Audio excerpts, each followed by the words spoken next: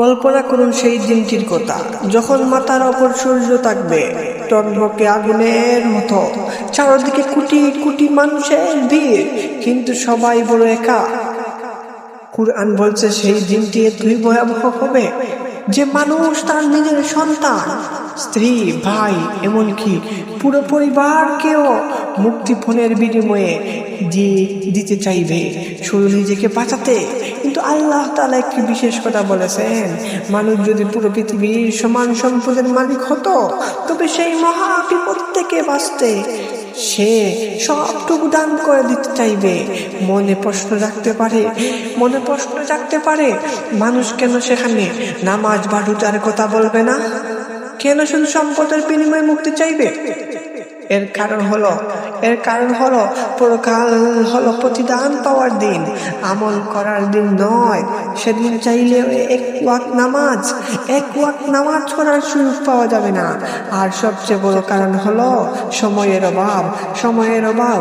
একটু ভেবে দেখুন, নামাজ পড়তে হলেও কয়েক মিনিটের দরকার, রোজা রাখতে চাইলেও পুরো একটা দিনের দরকার, হজ করতে চাইলে কয়েকটা দিনের উৎসর্গ করতে হয়, এমনকি বিপুল পরিমাণ সম্পদের যাকাত হিসাব করতে গেলেও কয়েকটা ঘন্টার প্রয়োজন।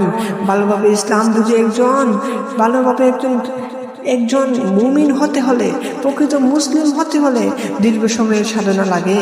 কিন্তু আখিরাতের সেই কঠিন মুহূর্তে আপনি কি একটি সেকেন্ডের সময়ও পাবেন?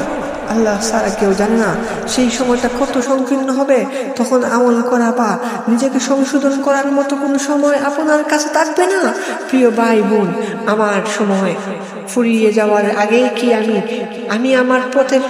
আমি আমার সঠিক পথ পাবো? আজ আপনার হাতে সময় আছে, শরীর সুস্থ আছে, আজই লুটিয়ে পড়ুন সিজদায়। কারণ সেই দিন আসার পর আপনার পুরো পৃথিবীর সমান সম্পদও আপনাকে এক মুহূর্তের শান্তি দিতে পারবে না। আল্লাহ আমাদের সময়ের মূল্য বোঝার তৌফিক দান করুন। এই বার্তা আপনার হৃদয়ের কতটুকু নাড়া দিয়ে থাকে, একটুও যদি নাড়া দিয়ে থাকে তবু অন্যদের সাথে শেয়ার করুন। হয়তো আপনার একটি শেয়ার কারো জীবনের পুরো জীবনের একটা মুহূর্তই হয়তো গুলিয়ে দিতে পারে। জাযাকাল্লাহ খাইর।